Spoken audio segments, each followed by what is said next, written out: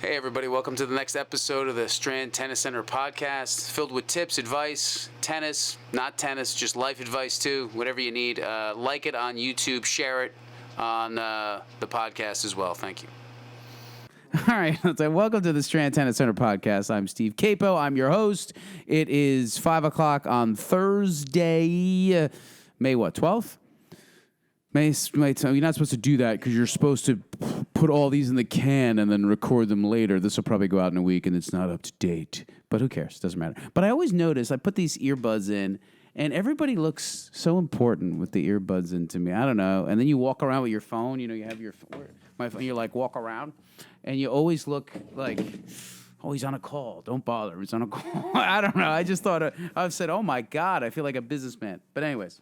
I don't know, it's a random thought. You are a businessman. Yeah, I'm a businessman. But this is actually, I took some notes again, Sunday. I'm a note taker now. We touched on this a little bit, but I'm going to do a longer podcast on, this is like, it's so funny because I think of three different ways to look at this. We're going to look at this way, is my best PSA, public service announcement, do not start a business. Oh. Really? Of the reason why. I'm going to do something opposite. Everybody's like, oh, here are the 5 keys to being successful in business. I'm going to tell you the 75,000 reasons not to start a business, okay? Because I think starting a business has gotten very romanticized. Everybody's, starting a business and blah, blah, blah, and everybody, that's the new thing, and da-da-da. I'm going to give a PSA of why you should not start a business. I'm going to tell you from both sides, from the business owner and from the employee side, as to why, for 99% of the people out there, it's better to be an employee. Do not start a business. Do not. Okay, so from the business owner side, I'll start from my side. Number one, let's define the word boss. So if you define it as a verb, I looked it up, Santi. What does it say when it's a verb? I'm going to have it right here. I had it right here. It says, what does it say? Boss, verb, work, definition. Give someone orders in a domineering manner. Quote, he does not like being bossed around. So think of the definition of the word itself. Like, I'm already shit out of luck and behind with the word boss. That's Emma, who came in from our outdoor program. She's incredibly motivated, dedicated. While we're out there today, we do also a program outside, and they're doing well. They won their match, right, Emma? They won their match against North Academy. It was their B team, but it was good. They did well. Good to see you, Emma. So the word boss itself is already, it's got a negative connotation. I'm a boss. I'm going to boss you around, right? So you're already dealing with that. Okay. So you have to be very delicate with how you deal with people. You don't want to, again, there's never, and we discussed this, there's never a favor. Again, Santi, if I ask you, hey, Santi, can you do this for me? The boss-employee relationship doesn't lend it to be a favor. It's not like, hey, Santi, can you go cover for me this thing? It's not a favor, and I'm not, like you have to. Yeah, it's not like I'm asking. It's not like I'm kind of telling, but I also have to ask. Right? So it's a weird sort of thing. It's a tough situation to be in, right? As the boss, because you need things to get done, but you don't want to have to force anybody to do anything that they don't want to do. Yeah. But I'll go through the list. Number 1, owning a business that is front-facing and client services. Now, what do you think that is, Santi? That's another second negative. Well, I don't know. So if you start a business, number 1, I told you not to start it. Number 2, don't start a front-facing client service business. That's where you have to interact face-to-face. Yeah, with because people. you are never off. You're socially there. You'll You get have to be there. contacts at 2, 3 in the morning, 4 in the morning. People want things. It's different if you start a business that,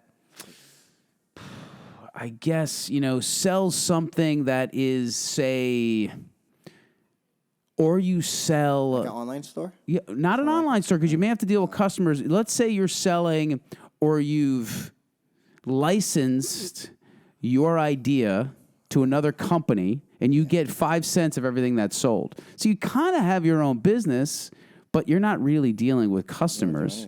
You're dealing with, say I made an umbrella that goes into a drink, and a huge company, a huge liquor company wants that umbrella. They just buy it.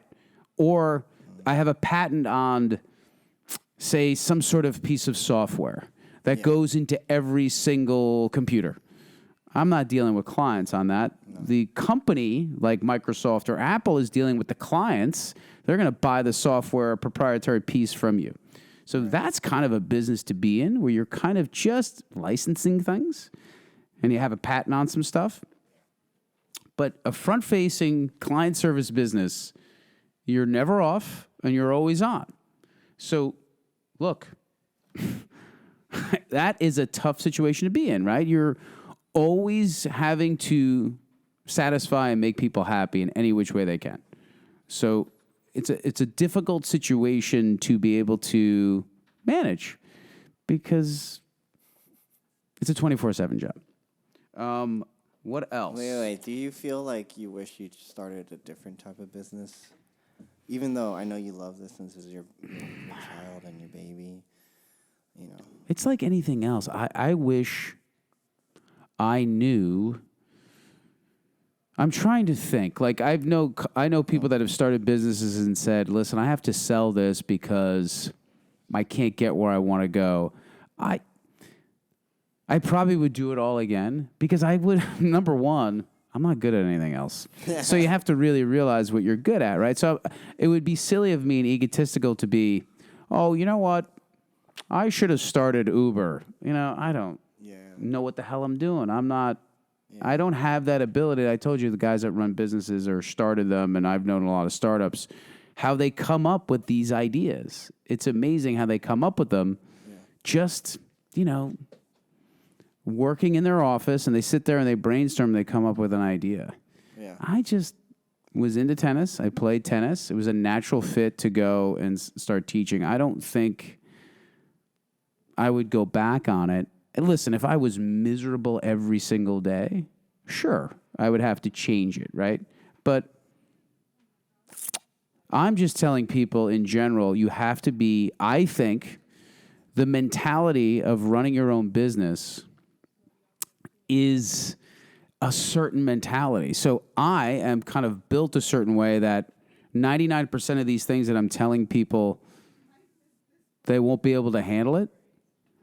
I think I'm just empathizing because I'm looking at them and going, like, this stuff I kind of enjoy sometimes, the chaos and this and the clients and the 3 a.m. Sometimes I like putting pieces together and you don't know, boy, how am I going to fill these 7 things? How am I going to do this? Like, that interests me, and a lot of people would hate that chaos. So I'm trying to deploy empathy to people and say, okay, look, this is not for a lot of people. And I've realized that this is why this has come to a head, this podcast, is because I thought 15 years ago when we started this that the worst thing was everybody wanted to be like this. Like when people would go, I just don't like the fact that it's all confusing and, one day there's 4 lessons here and there's 7, that it's just a lot of stuff going on. I'm like, what's the problem? That's fun. The thing that I love, people hate it. So you start to realize a lot of things about running a business, the things that you will like, most of the people won't. So that's number one. A simple thing, you have to be able to deal with saying, okay, like I've talked to a lot of business owners, like payrolls every 2 weeks, right? Everybody thinks that the boss is, sitting on his yacht and his payroll's automated. Think about it. People in that position having to make payroll every 2 weeks, and I take pride in that. We've done that for 15 years without a hiccup. Like, knock on wood. Like, you mean like being able to pay us? Yeah. Like you have. Think about it. Just being able to pay a full staff for 15 years, not have a problem. Some people, and I can see it sometimes, freak out about that every 2 weeks. Like, they don't manage it right. They don't handle it right. Or that is a thing that always happens because this is what running a business is. So you get inside running a business. You have receivables, right? They never come in on time. But the employees need to get paid every 2 weeks. So you'd be a terrible leader if you said, look, Santi, 4-year lessons didn't pay. I can't pay you. You know what I mean? You can't do that. You have to manage your situation correctly. Always be aware of lead time. So we do things via session, right? Yeah. You can't go, oh my God, I got all this money up front. Let's have a party. In 14 weeks, you have to pay your staff. People get silly. You get money in their hand and they just blow it and they don't understand it. You have to really, really be disciplined in this business because you get money up front. Right. And you get session money up front and you can't be like, I want to have all this money. Let's put a down payment on this and that and that. You can't do that. You have to be disciplined and you forget that. But that's the brain. You always have to be aware of the next day, aware of the next week, and aware of the next month. And then you got to forget about that because if you get too far out and worry about, oh my God, 4 months down the line, how's the next session going to go? You'll lose your mind. You got to go back to the day and say, I'm just going to fill this day. And we're going to fill that day. You take it, you deal with macro problems in a micro way. You just say, we're going to fill this day. The next day, you get up, you fill that day. They fill that day. What I'm saying is it is not, and again, I'm somebody that kind of enjoys it. It is not a place to be. It is not a place running a business, and we're a successful business, right? Yeah, I think so. I still wouldn't wish people to be in that position. I think on the employee side, like we said, there's a few things. Let me finish the boss side, I think. Well, number one, the other thing is humans, right? As the boss, you have to deal with humans. Yeah. So that is just like David and Goliath, right? Right. Goliath, his strengths were his weaknesses, right? He was huge, and because he was huge, you couldn't see really well, and David could hit him, right? With his bow, with the arrow, I forget what it was. So he had a condition where he was so big he couldn't see well. So humans are incredible asset now in this day and time where everything is roboed and things like that. Yeah. But it's also a weakness too because humans are humans, right? They get sick, they have issues, blah, blah, blah. It's okay. I mean, why does Jeff Bezos want a national minimum wage or a national, I forget, he wants to pay people, whatever, because he's tired of dealing with humans and he wants robots to make deliveries and drones and stuff like that. Yeah. He doesn't want to worry about, Billy's got to go to the PTA conference and he's got to leave early. Yeah. They don't want to deal with that. They just don't. So he wants to automate a lot. What do you think about Elon Musk's factory? There's nobody in there. It is really automated with robotics, a lot of it. So as a business owner who's not, most businesses are small, and you have humans. So you have to deal with both. You've got to deal with managing them.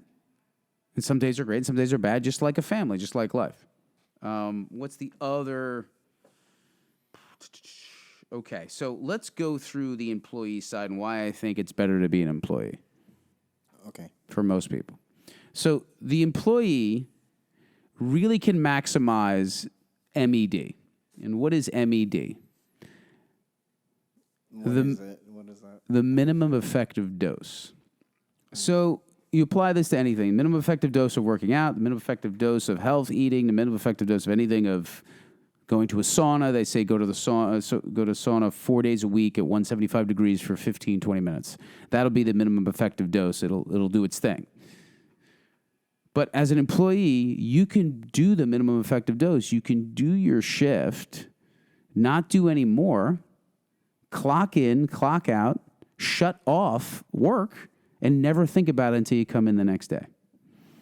That's where you can really create the minimum, don't ask for any more, and you'll have a job, and you'll make money, and you will have your free time on your own to not, and I'm not even talking about thousands of hours of free time. I'm saying free time in your brain, and you can just shut off. When you are the owner, you never shut off. And again, I like not shutting off. I mean, but even me, I should. Yeah. So, yeah, you're like, yeah, you should. See, Sunday, you should. Dude, I don't even shut off. Like, I think about stuff all the time. Like, do you think about work? Like pickleball. Yeah, work and pickleball stuff and like. Oh, I think as the boss, I'm starting to, but me noticing you over a year, you're more than just a clock in, clock out guy. Yeah. You have other goals. Yeah. So that's fine. But again, inside those goals, Santi, I still think, so say you're the director of pickleball. You're in charge of these things. You have a sales goal, all that stuff. Yeah. Those are all things that are fantastic. You say you're running a location. Right. It's all under the umbrella of the business, correct? And that's great. I think there are different levels of the employee. And I think it's fantastic to be, I think you have a great life when you're the number 7 at a place. Mm-hmm. You're doing all these business entrepreneurial things inside the umbrella of a business. It's like practice. It's practice. If ever you wanted to go yeah, on so your own, it's like yeah. So say eventually you're like, oh, I'm really good at this. Or even, Can I do my own thing? So whatever happens. Yeah. But I still think, and this is me empathizing, you will still be a lot, and this is not me trying to keep you here because I love you.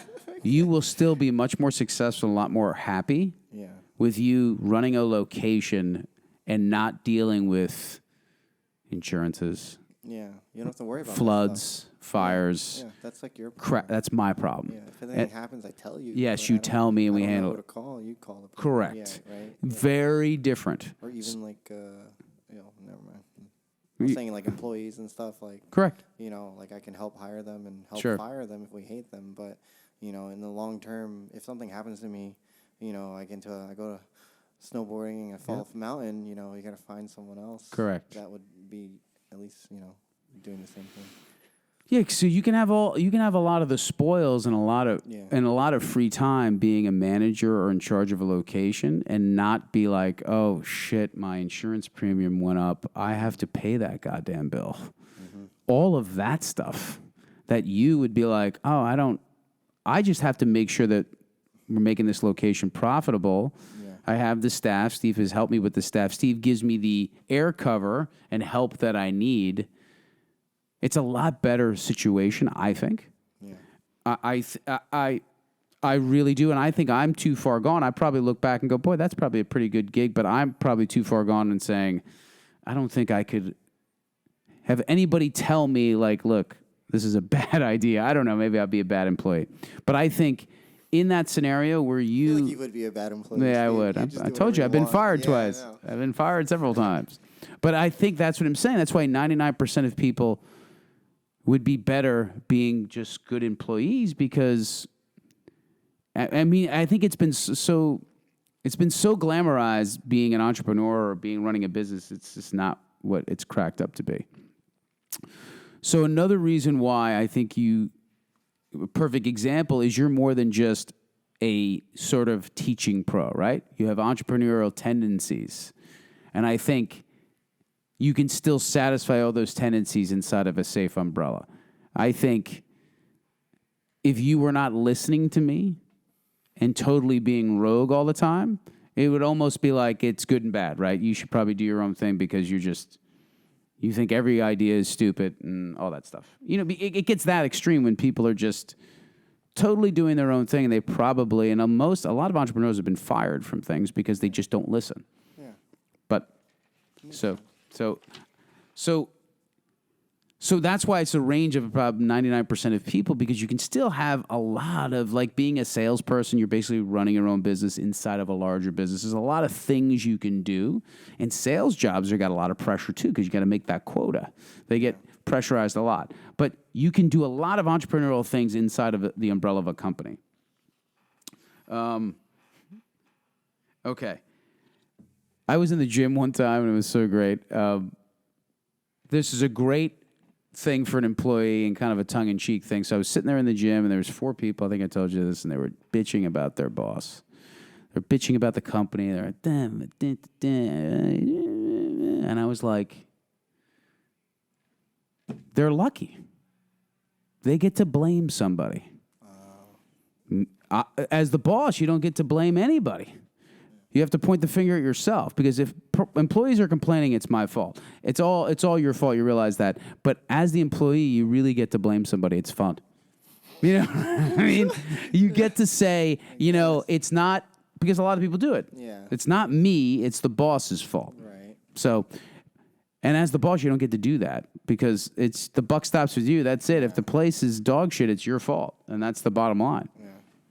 If you are not being productive, if employees are not being productive, if we're doing a program and not doing the right thing, it's all my fault. And it's hard for people to realize that's another reason why it's better to be an employee, because a lot of people don't like to go, it is what it is. People don't like to look at themselves and say, listen, I've got a lot of faults here, and oh, the hell with it, it's the boss's fault. A lot of people do that, and I think it's easier for them to justify things. And it is what it is. It's just human nature. There's no judgments. It is what it is. That's why it's better to be an employee, because you don't have to look in the mirror as much sometimes. You know, and again, that's a generalization. There's a lot of employees that will judge themselves and say, listen, I need to do this, this, and this. But I just thought that was a fun little moment there while I was working out. Let's see what else we got. Okay.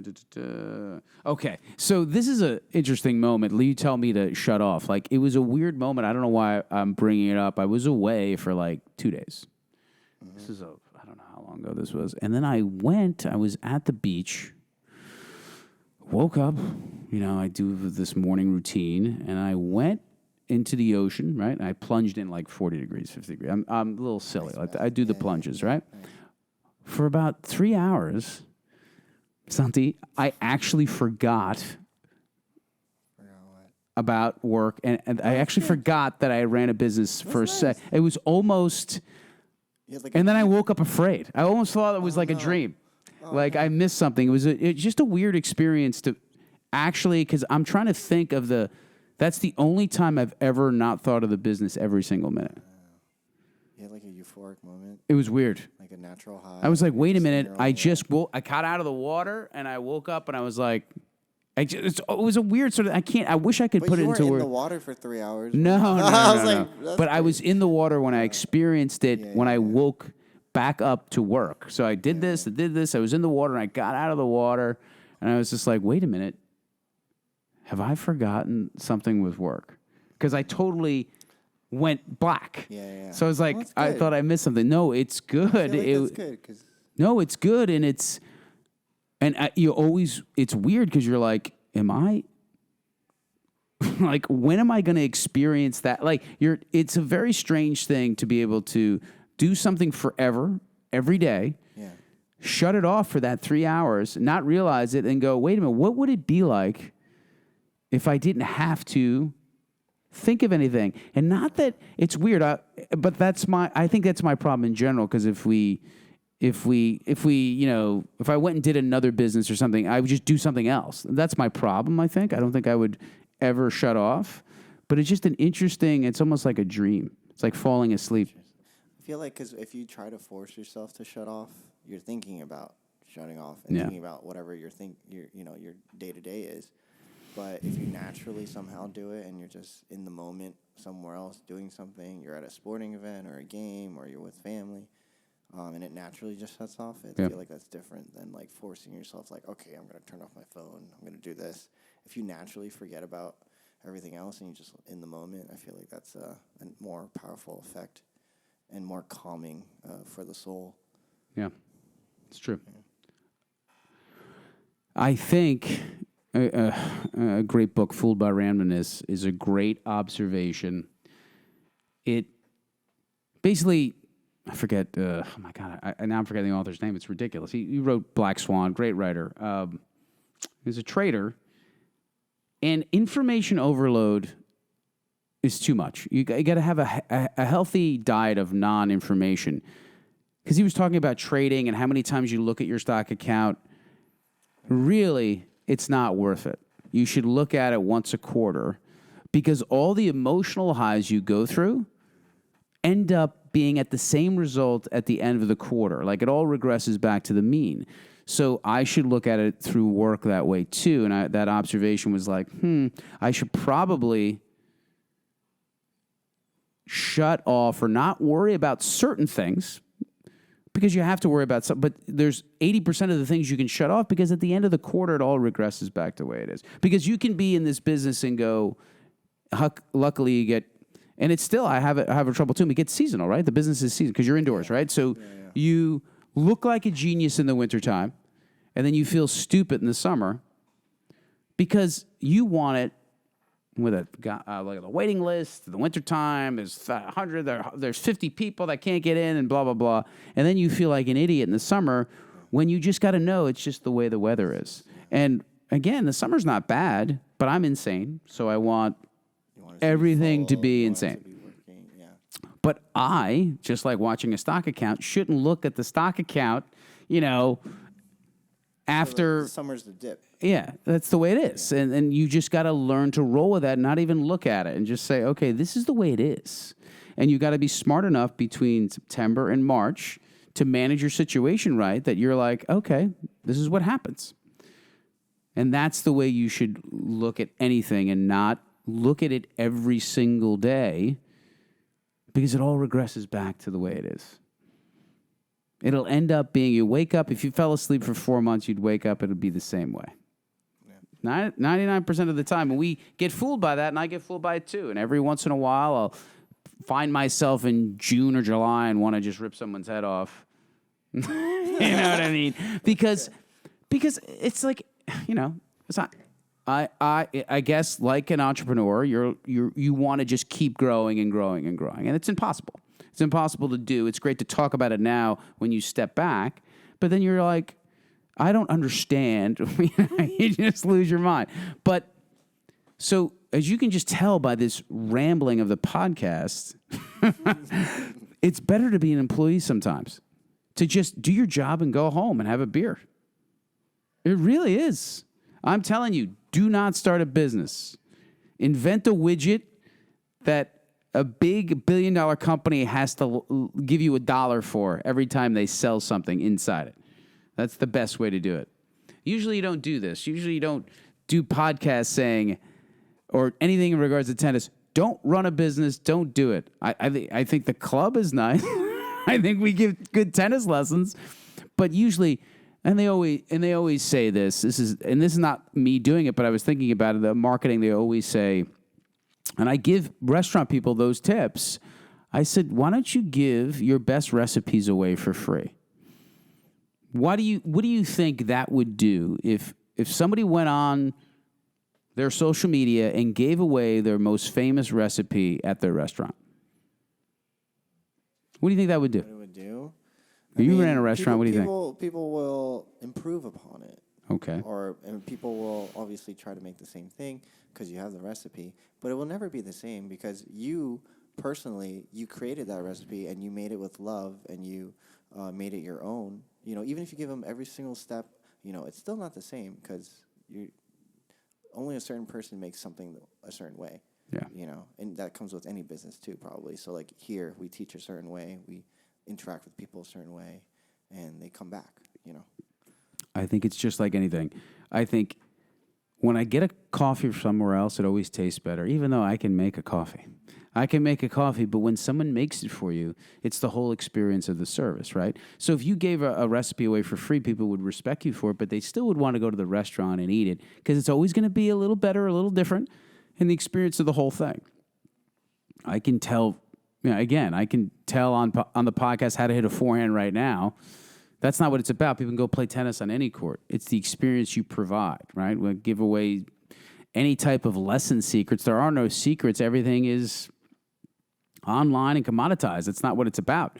It's about the experience you provide. So I always find it funny when people don't want to give away secrets. You should give them away because... You'll create more loyalty that way. So we've trailed off into marketing, but I just wanted to give everybody a little bit of taste of saying, really think hard about what you're doing. Maybe the fantasy of wanting a business is better than the actual business for yourself. Don't romanticize about it. Or just romanticize about it. Why don't you just dream of having a business? Because I think it's better.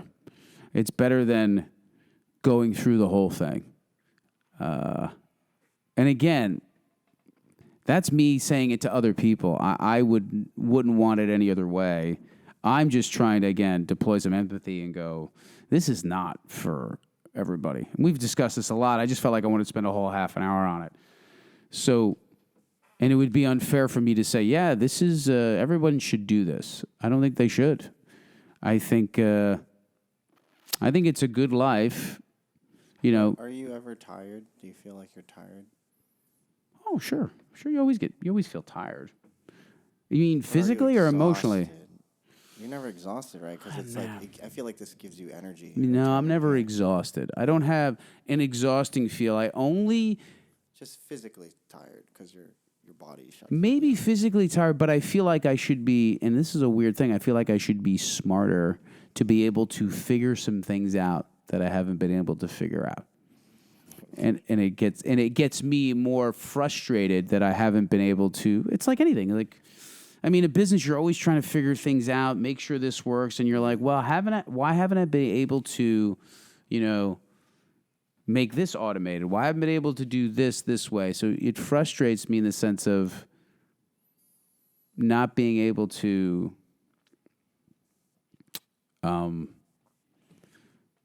be able to have a business, be able to not run on its own, but have it to be able to function. Everybody knows their role very clearly.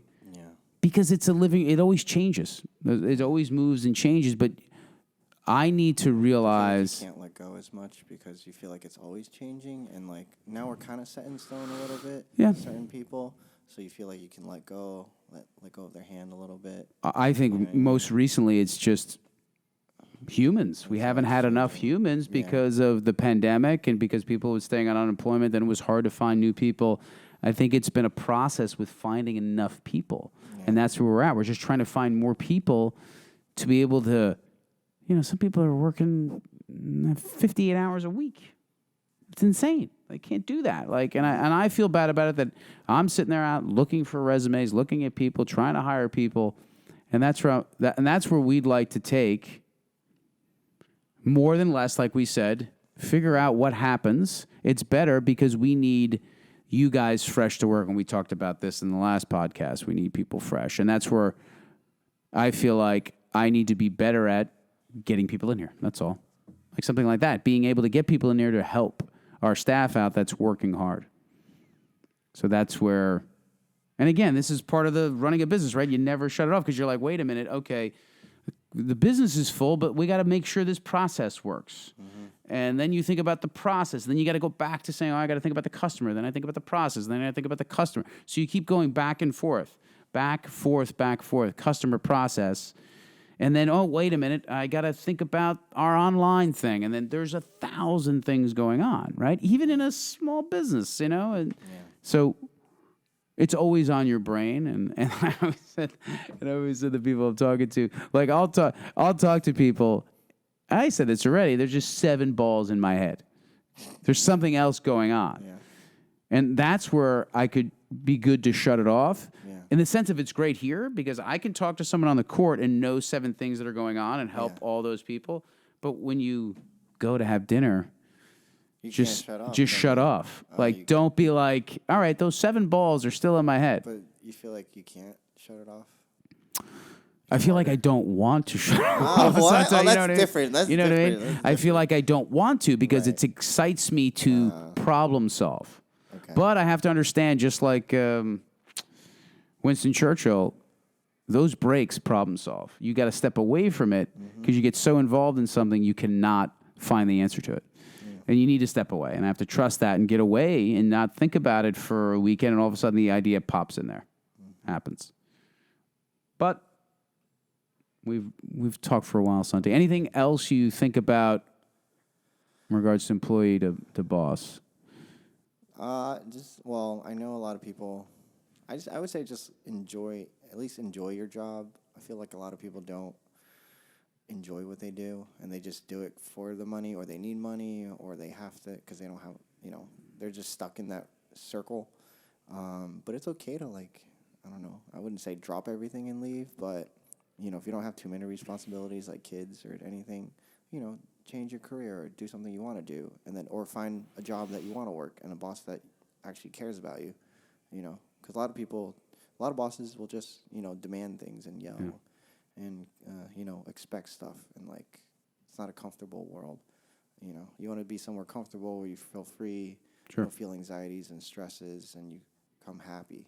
And you emulate at least especially here in the tennis world, you got to emulate the happiness to the people that you're teaching, your clients, or else they're gonna be like, "What is this miserable guy teaching me?" You know, you gotta crack jokes, you gotta be happy, and not a fake happy either. You gotta genuinely actually care that they're there, and then they'll come back. Yeah, and you're right, and that's why you have to be in a good environment at this place, because you need to be happy to go out there. You can't be miserable and go out there and try to be happy. And if I'm not making people happy, the employees, we've talked about the value chain already, it's miserable for you.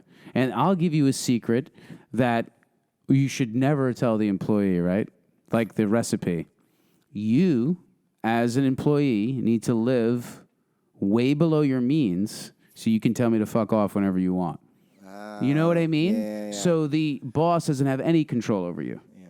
And that's advice that you should never tell the employee that, right? You should tell, you know, I love when people would say, I like when the employee gets married and has kids and then spends money because he's married to me. No, you should live below your means and have the freedom to say, okay, everybody would be like, you're crazy telling somebody this. I'm quitting. I'm going to try something for a year. Yeah. But me saying that means that I care about you, and you're like, wow, this boss cares about me. Why would I blow you know, you know what I mean? It all works together. You told me not to buy a motorcycle. Yeah. You told me to like stop buying stuff so I could grow and build. Yeah, I want you to be able to have freedoms, right? Yeah. No, I mean, because I just care. I'm so happy that you're doing well and you can buy things, but I also want you to hold out longer so you have more leverage and to be able to say, okay, I control my destiny. Yeah. That's what I want for everybody.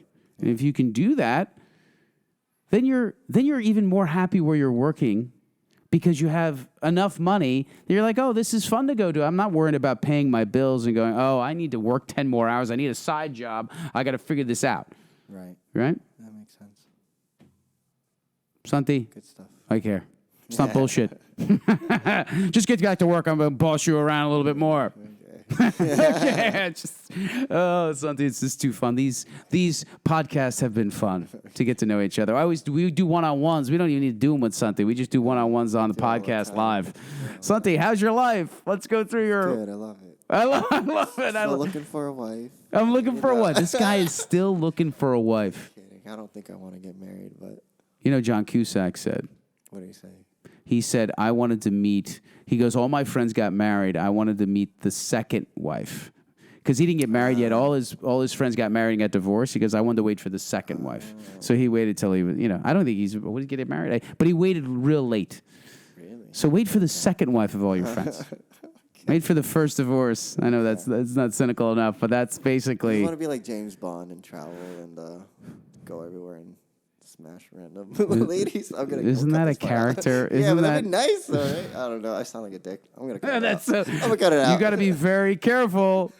I'm not even gonna. Santi, I don't know what to say with those employees. They have their thought. But Ian Fleming wrote all those books, and he wrote them, I think, in like hotel rooms, like by himself. He was miserable writing them. It was funny. Like he didn't enjoy writing them, I heard. Interesting. But anyways, we trail off. All right, everybody. Thank you for the podcast. Thank you. Share it. Hopefully this helps. Don't start a business, but action. Work out. Thanks. Hey, everybody. Hope you like the podcast. Please share it with your friends. Anybody that you know, anybody that's into tennis, anybody that's into bettering themselves, share it.